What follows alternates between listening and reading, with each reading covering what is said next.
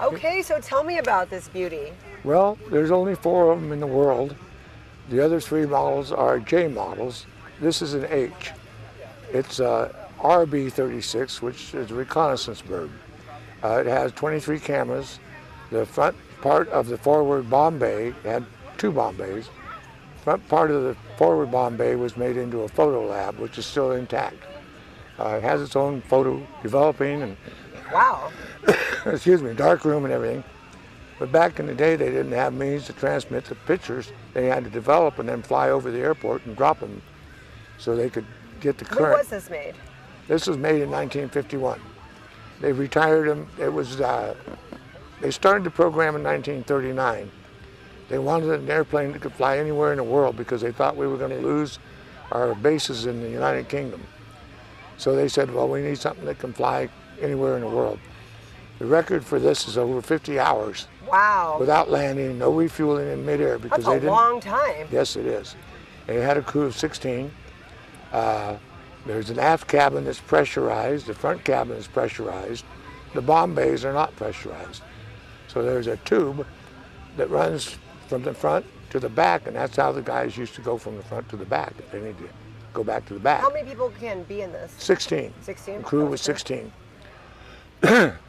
Excuse me, it's dust in the air. Is not good.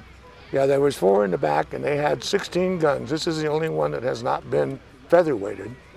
By featherweighting, I mean they went through and they took all the guns and some of the bunks out.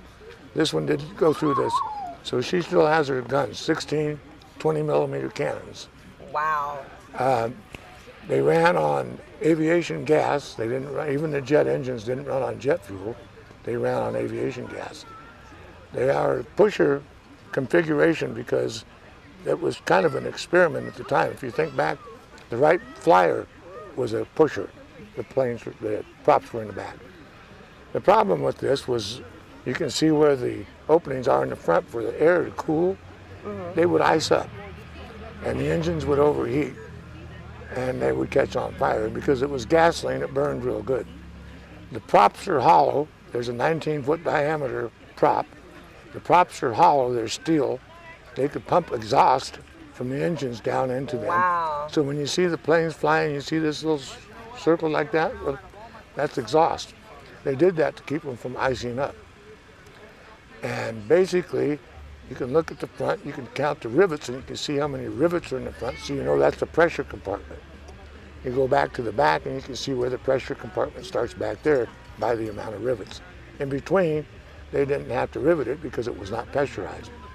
They could get up to 50,000 feet, and at that time, that was higher than the fighters of the day could fly because they were all propellered. And it was replaced by the B-47 and then the B-52. They made about 300 of them. There's 4 left. Like I said, this is the only H model.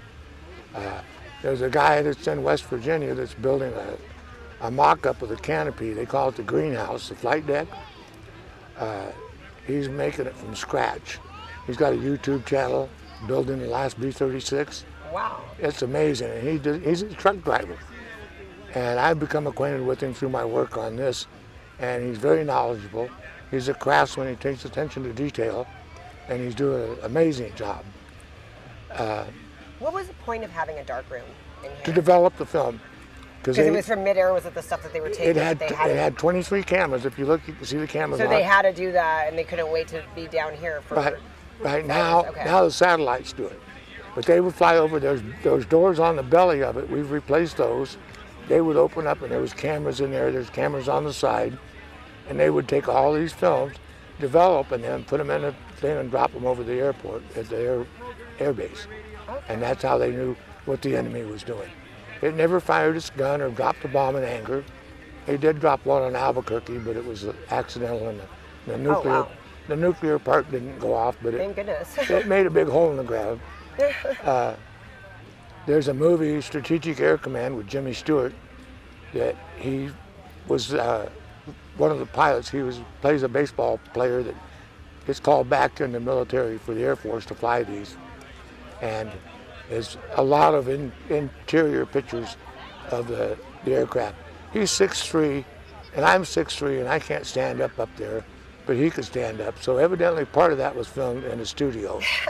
And Brian, the guy that's making this mock-up, debunks parts of that. It's a very good movie, and it's got some really good, Oh man, I want really to see good that. pictures. I Oh love yeah, that. it's Jimmy Stewart, and he plays a good part.